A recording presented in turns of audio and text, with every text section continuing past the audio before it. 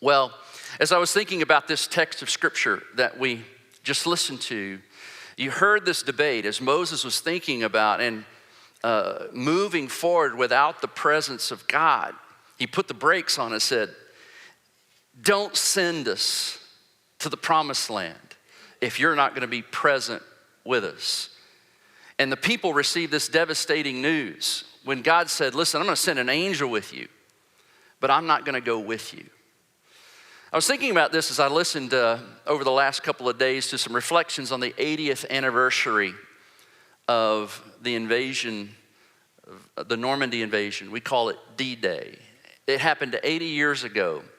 And that 80th year, that anniversary is incredibly significant. That invasion was incredibly significant in the history of the world. It was a massive Allied invasion of Europe.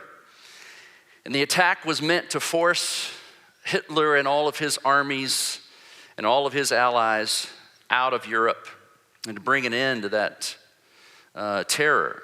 But what is also significant, as I was reading in the Wall Street Journal, is that there was also a great spiritual movement that happened around this World War II event, and in particular, the D-Day invasion.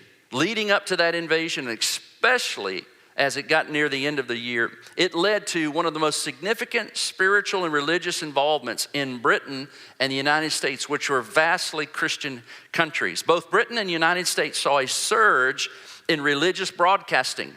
Many of you may know that Mere Christianity, that book by C.S. Lewis, started as a lecture series on the radio. And this was a desire of Britain to hear basic Christianity and to come back to those beliefs. And there are all sorts of Hollywood films, Mrs. Miniver and The Song of Bernadette, and other movies that were put out even by Hollywood, imagine that, to encourage simple Christian faith.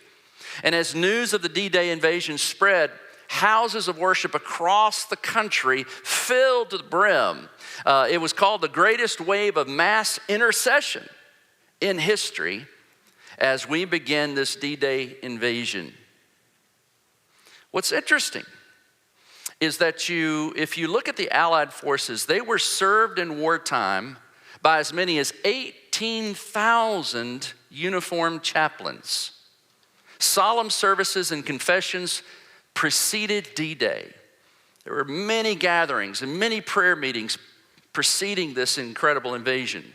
And they specifically built mobile churches to accompany the troops after the invasion. The majority of soldiers who landed were identified with tags bearing their religious affiliation, determining how they would be cared for if they were wounded or killed. But here's what I believe is clear. When we look at this, this spiritual movement as our nation was going into war and into this very significant battle. The people at home, the President of the United States, General Eisenhower, and especially the soldiers heading into battle wanted one thing. They wanted God to be with them. They wanted God to be present. The chaplains went with them. They had mobile churches that went with them. Their symbols of faith hanging around their neck went with them. They were all given little New Testaments in their pockets to go with them. Here's what they knew intuitively. They knew, and most of them knew it theologically, God's presence was far more powerful and protective and important than any weapon or any piece of armor. They knew the importance of the presence of God, and so they appealed to the presence of God in their lives.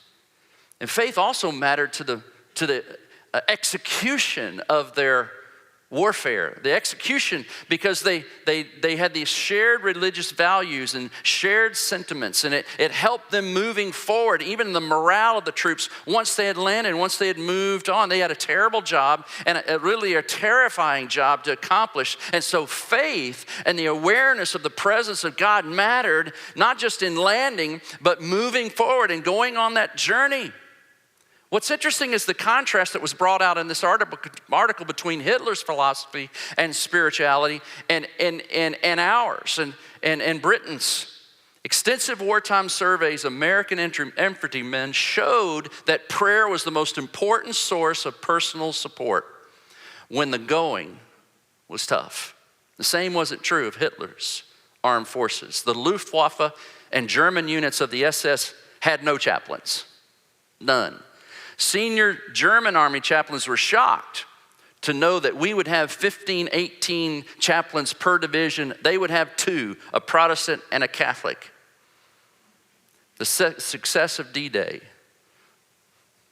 I think in the minds of many Americans, in the minds of many who actually fought that day, weren't just in the tactics and the plans of the generals and the efforts of the soldiers, but they lay in the hands of a providential sovereign God because they sought his presence. I believe that about some of those great victories in the past, that God was involved, but I believe there's a much more important spiritual battle being waged.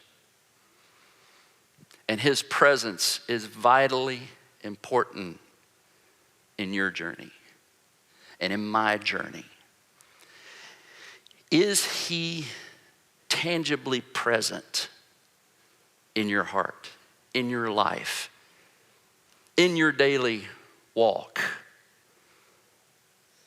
Would you have the same kind of reaction that Moses had, that the people of Israel had when, if God were to say, listen, I'm sending you on your journey, but I'm gonna be distant. I'm gonna take care of your promises and I'm gonna give you the land. Did you notice what he said? He says, I'm gonna give you some of the promises. I'm just not gonna be close. Well, as we look through this passage, I want us to see that this distance that happens is a consequence of sin. This distance that happens actually is a merciful act of God. And then I want us to see that distance from God as a believer is an unacceptable option.